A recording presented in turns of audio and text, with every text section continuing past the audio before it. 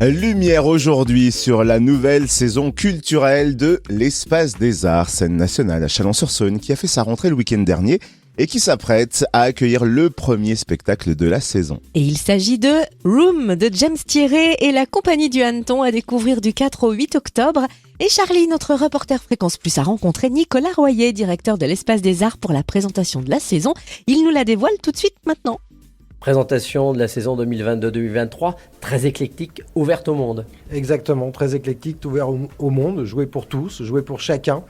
Chacun peut trouver son appétence au milieu de ses concerts, ses spectacles, le théâtre, la musique, etc. Donc ça va de Jeanne Haddad à Séléné de Saint-Aimé et puis des choses plus particulières en théâtre. Alors après des années difficiles, après le Covid, il faut relancer la machine, il faut refaire revenir le public et ça c'est difficile.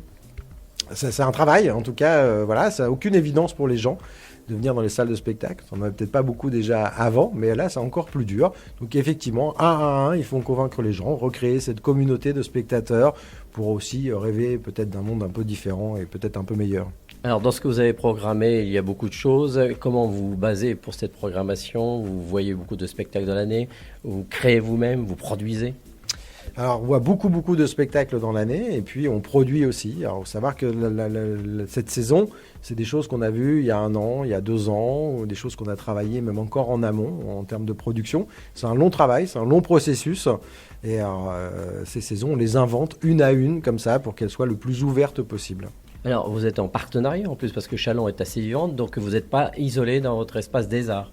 Alors, on n'est pas du tout isolé dans l'espace des arts, parce qu'on travaille avec l'Arrosoir, avec la Méandre, avec la Péniche, avec le Conservatoire, avec le CNAEP, donc Chalon dans la rue, et avec l'atelier Ancrage, voilà, donc c'est la Péniche aussi.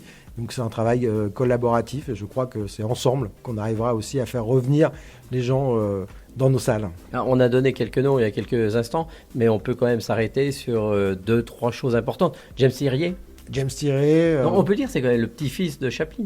Alors, il n'aime pas qu'on le dise, mais c'est le petit.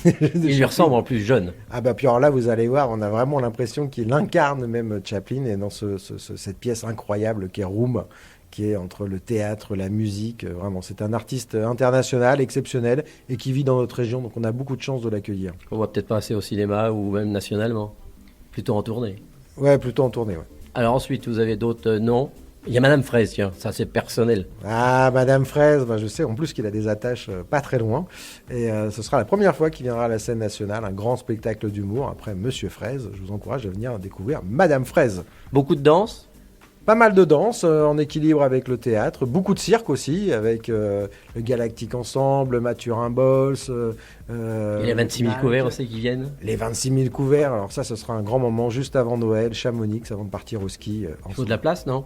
Ah oui, il faut pas mal de place, oui, ils prennent beaucoup de place. Et vous, en tant que directeur, qu'est-ce qui vous a plus marqué? Qu'est-ce qui vous a plus... Vous parliez par exemple du voyage de Gulliver, par exemple. Ah, le voyage de Gulliver, Christian Hec, Valérie Le Sort, c'est un travail de marionnettiste exceptionnel.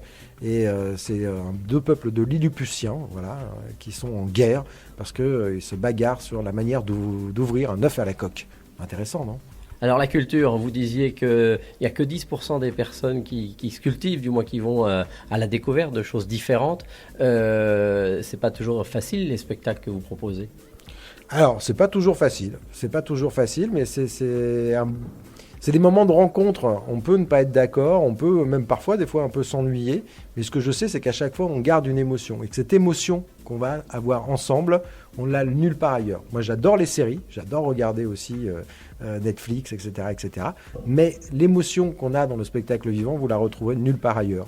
Qu'on aime ou qu'on n'aime pas, d'ailleurs. Je vois, des fois, on s'engueule sur le parvis de l'Espace des Arts parce qu'on confronte des idées. Mais c'est ça aussi, la vie. C'est de discuter.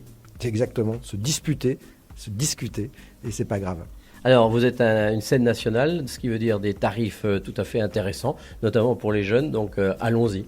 Ah bah allons-y, hein. 15 € la carte, 7 € le spectacle par la suite, dont un offert, et même pour les adultes, c'est vraiment très peu cher, puisque c'est une carte à 20 € et derrière les spectacles à 14 € et 20 € pour les grandes formes.